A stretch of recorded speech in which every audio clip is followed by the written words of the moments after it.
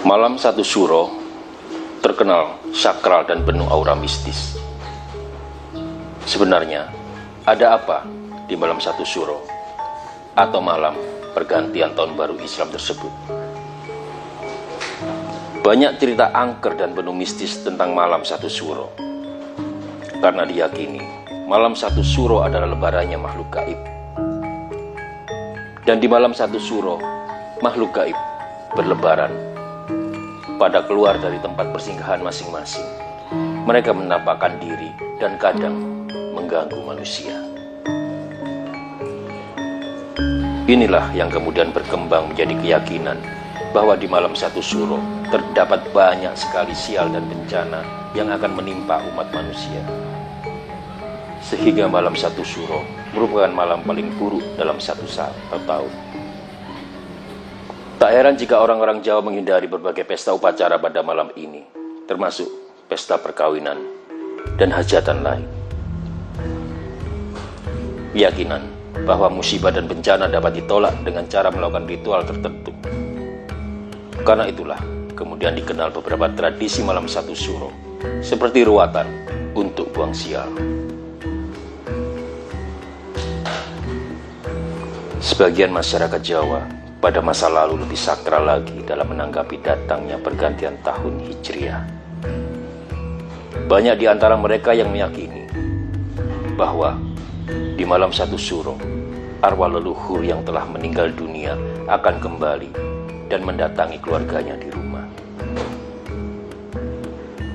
Dan bukan hanya itu saja, bahkan beberapa orang menambahkan peristiwa lebih seram lagi, di mana mereka juga meyakini jika pada malam satu Suro, arwah dari orang-orang yang menjadi tumbal pesugihan akan dilepaskan dan diberi kebebasan sebagai hadiah pengabdiannya selama setahun penuh.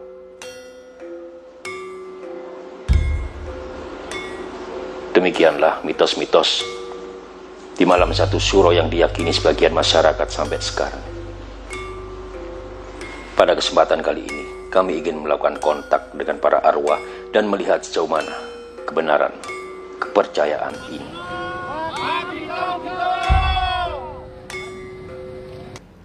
Oke, assalamualaikum warahmatullahi wabarakatuh. Selamat siang nih. Selamat siang Ki.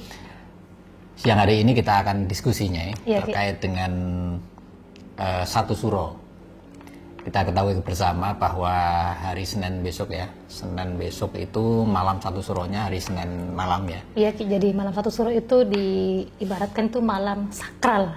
Betul. Tapi beda-beda persepsi loh Ki di satu daerah juga gitu loh Ki.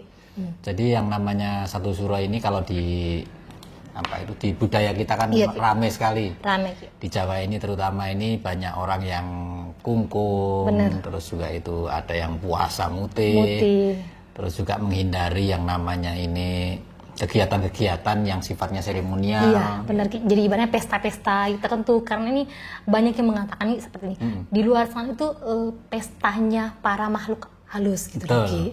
Jadi kita intinya itu di alam kita ini manusia itu kalau bisa jangan ibaratnya biarinlah mereka dulu berpesta gitu loh Ki. Kita ini jangan bikin pesta juga gitu loh Ki, menurut gitu. Biar nggak bareng-bareng. Gitu loh Ki. Gitu. Yang kemarin-kemarin itu bulan-bulan kemarin ada pesta pernikahan ya. Meskipun di PPKM ini mungkin ada yang menggunakan sarana daring ya.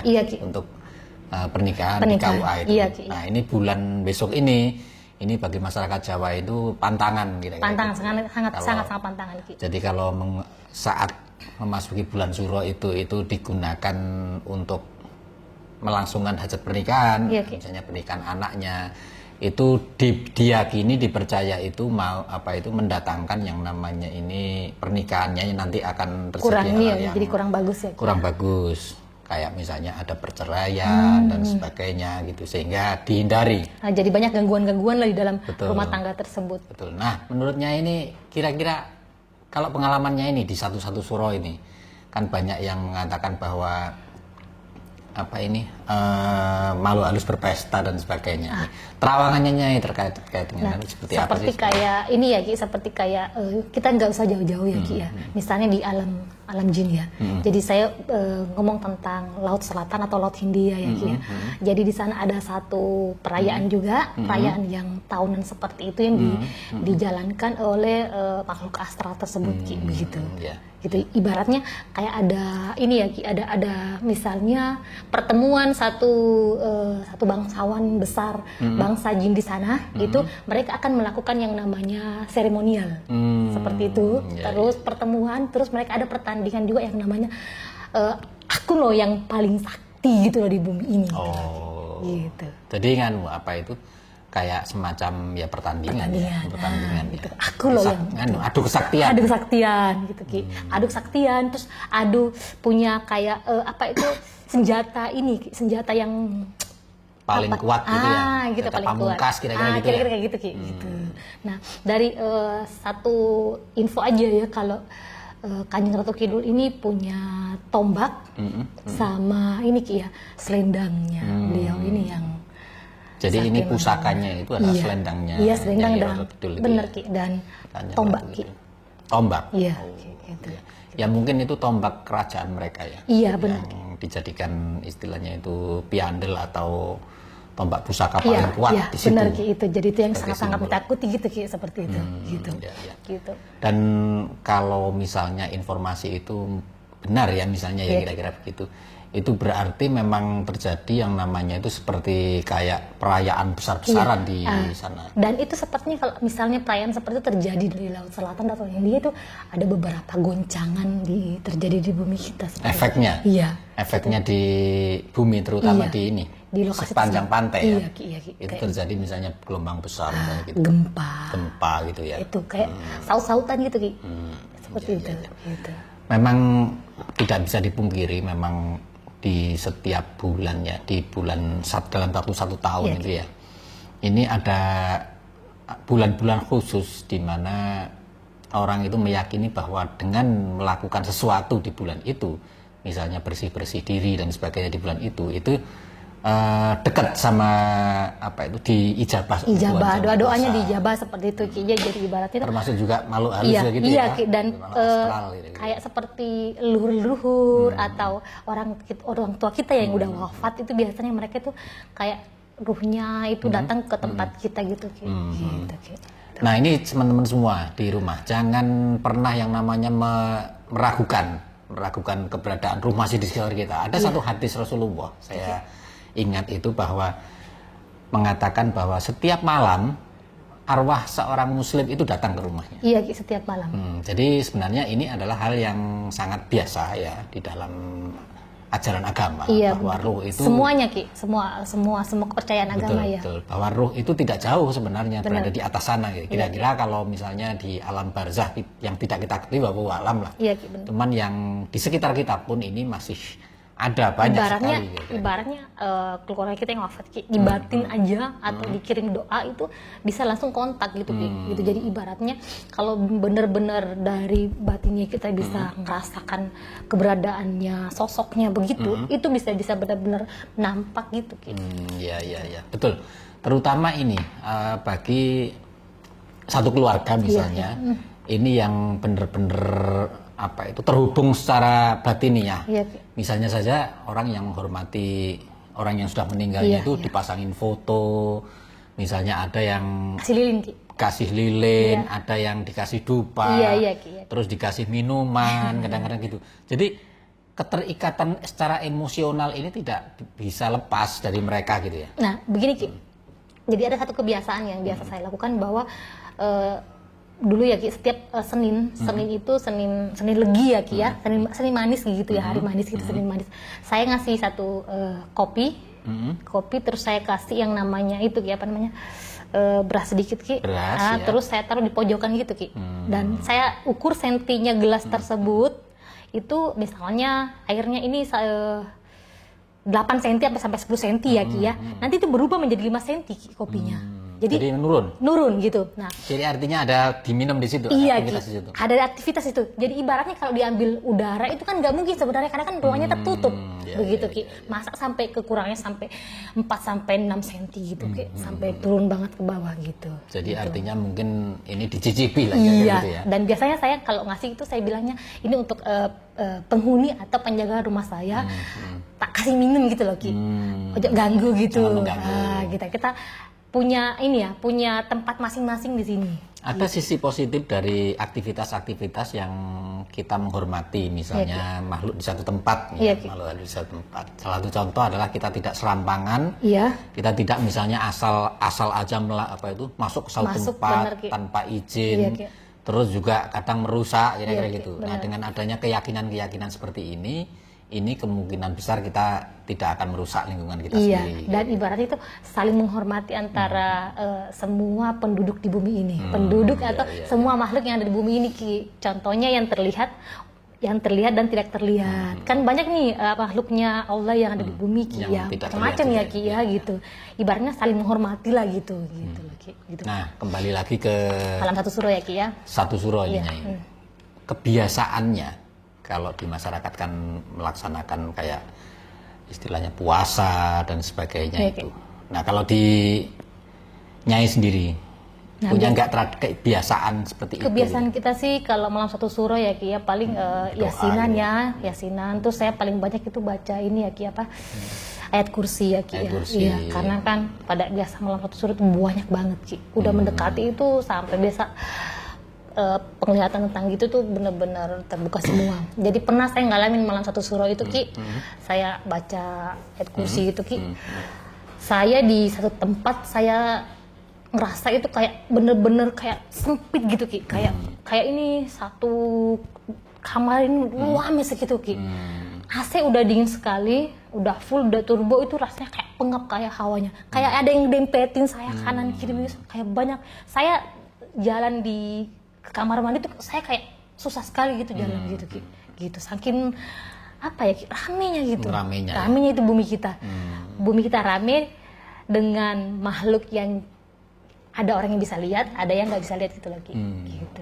Nah, ini teman-teman semua, penjelasan dari Nyai ini memperkaya wawasan kita bahwa sebenarnya di lingkungan yang sepi itu kalau dilihat dari sisi yang lain mungkin terasa rame dan banyak orang dan di situ, banyak gitu. makhluk yang tidak terlihat di situ. Iya, Ki.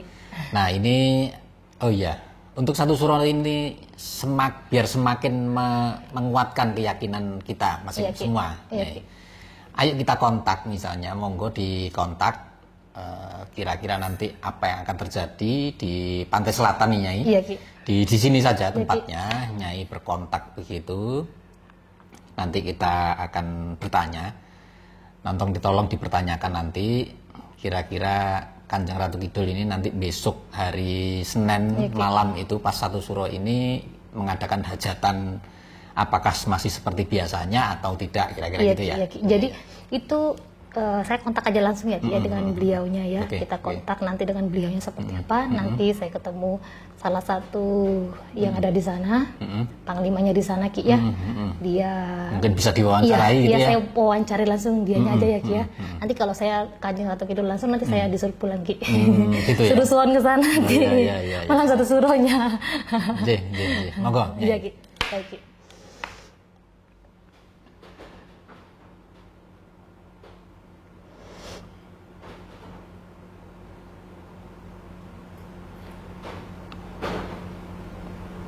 Nah, ini teman-teman, Nyai sedang melakukan meditasi saat untuk berkontak dengan Kerajaan Pantai Selatan. Semoga aja tidak ada hambatan dan halangan.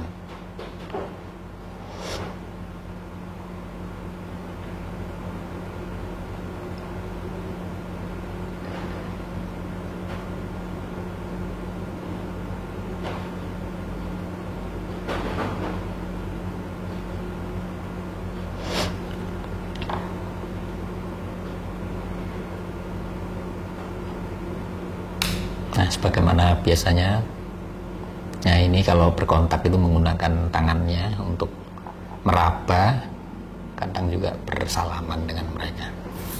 Semoga aja ini tanda keberhasilan dia untuk langsung bisa berkontak dengan pantai selatan? Baik, saya ceritakan kondisi Laut Selatan atau Laut Hindia saat ini. 8 pintu telah terbuka, dibuka untuk umum. Terbuka untuk umum di masyarakatnya makhluk gaib ya? Iya, ada beberapa resi yang ada di memasuki tempat tersebut, gerbang tersebut. Ada beberapa para dukun yang mengarah ke sana, Ki, ya.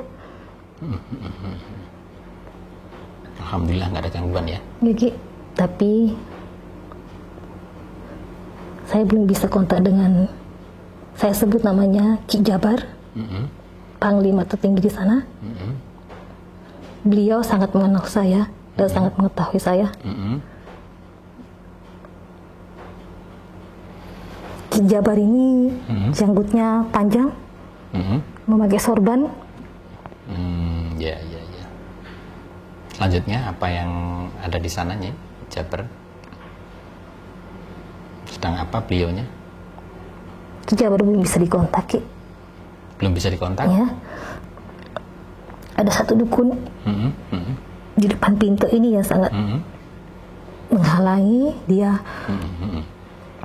Sangat ingin bertemu juga dengan Ki Jabar.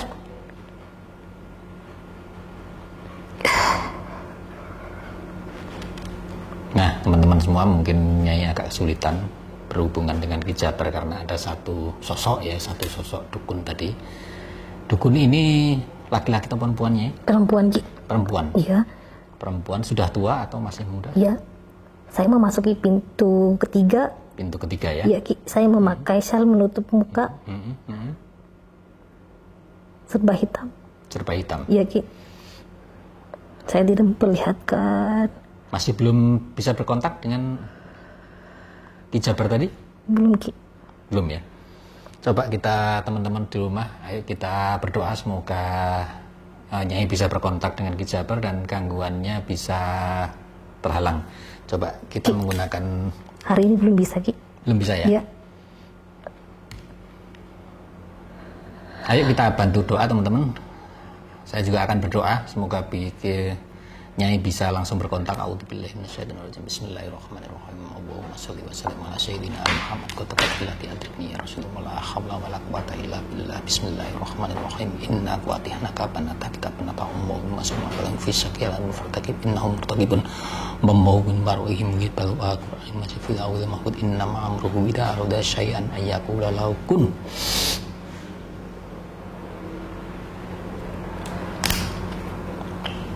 Fayakun.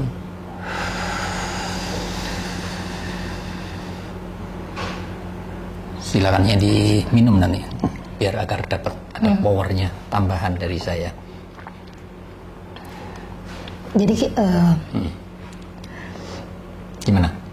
Ini kan ada di sana ada memang ada hajatan seperti itu, Ki. Jadi memasuki ke sana itu memang harus sudah kenal, punya ibaratnya punya apa ya, punya password gitu, Ki, ya. Saya punya password sendiri untuk bertemu Ki Jabar biasanya, Ki. Cuma tadi saya samarkan karena saya melihat kondisi di sana sangat ramai seperti itu, Ki, ya. Saya tidak memakai jalan yang biasa saya masuki sendiri, ya, Ki, ya. Ada pintu tertentu yang biasa saya masuki ke sana, ya, Ki. Oh, ya. gitu ya. Gitu, Ki. Malah kalau saya memasuki pintu sana terus saya membuka tabir wajah seperti itu, malah saya dijemput beberapa pasukan seperti itu, Ki. Oh, gitu. iya. Oke deh, mungkin kapan-kapan aja ya, Ki, ya. Kapan-kapan kita bisa berkontak lagi, sehingga kita akan bisa diskusi sama Ki Jabar dan berdiskusi dan apa itu memberikan minta informasi-informasi terbaru. Iya, terbaru jadi kejadian di Malam Satu Suro ya. Iya, Ki. Di bulan Suro kira-kira. Oke, Nyai? Iya, Ki. Silakan. Oke, teman-teman semua yang dirahmati Allah Subhanahu wa taala. Malam Satu Suro ini bukan malam yang perlu ditakuti. Karena bagaimanapun juga yang namanya makhluknya Allah Subhanahu wa taala ini hanya boleh yang namanya menghormat dan tunduk pada Allah Subhanahu wa taala. Ya, kita tidak boleh menakuti atau ditakuti atau takut kepada semua makhluknya Allah, sama-sama makhluknya Allah. Sama-sama.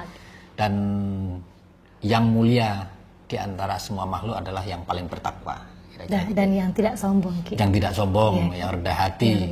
Karena bagaimanapun juga manusia pasti ada kelemahannya, makhluk yang lain pasti ada kelemahannya dan ada kelebihannya juga. Malam satu suro bukan untuk ditakuti, tapi untuk berefleksi teman-teman semua. Refleksi bagaimana kita ini menghormati diri kita sebagai hamba Allah, sehingga pada akhirnya kita harus berpikir apa yang harus kita lakukan di bulan ini dan juga tahun ke depan. Karena ini tahun baru Islam, dan saya Ki Wong Alus, saya KRK, mengucapkan selamat tahun baru Islam, satu Muharram ya. Semoga tahun ke depan kita bisa menjadi pribadi dan yang lebih baik dan kita bisa melewati masa yang berat ini masa yang sangat berat, pandemi ini. Kalau dulu kita bilang gini, dulu itu ada masa depan ya, kita harus berencana seperti ini. Sekarang itu masa depan itu kayaknya buram, Ki. Iya betul. Jadi masa depan itu dulu, masa depan aku 2 tahun lagi pengen kemana gitu ya, Ki ya. Kayak aku 2 tahun lagi. Kita sekarang bingung ya. Iya, Ki. Kalau aku 2 tahun dulu tuh aku bilang aku 2 tahun lagi tuh pengen jalan-jalan ke cari makamnya Nabi Sulaiman. Sekarang itu mikir 2 tahun lagi aku harus kemana gitu loh, Ki. Karena 2 tahun lagi itu nggak ada kepastian, Ki, gitu. Tidak ada kepastian. Jangankan 2 tahun lagi, 1 tahun depan pun itu kita nggak tahu seperti apa gitu. Gelombang 1, gelombang 2, dan bahkan gelombang 3, 4 pun itu kita nggak tahu seperti apa. Pandemi ini memang sangat berat ya. Sangat berat. Ya, kita berharap, berdoa juga semoga Allah juga biar satu suro ini buat kita bersih-bersih ya, Ki ya. Bersih diri. Lebih sabar. Ya. Sedulur semua di sana, selain berdoa harus banyak sabar ya, Ki ya, untuk menghadapi tabah. Benar-benar sabarnya itu ekstra, Ki. Luar biasa, harus ekstra sabar benar-benar untuk menghadapi wabah ini. Nah, ini sabar ini dalam artinya kita ini harus benar-benar berani berjuang. Iya, Ki. Berani berjuang, tidak menyerah. Ya. Karena ini adalah benar-benar peperangan yang tidak terlihat. Tidak terlihat. Iya, Ki, gitu. Peperangan yang benar-benar, kalau misalnya kita berperang dengan makhluk yang masih kita bisa baca doa, mungkin kita masih bisa lawan seperti ini. Ini nggak kelihatan dan nggak ada doa sama sekali yang mempan untuk dia gitu loh, Ki.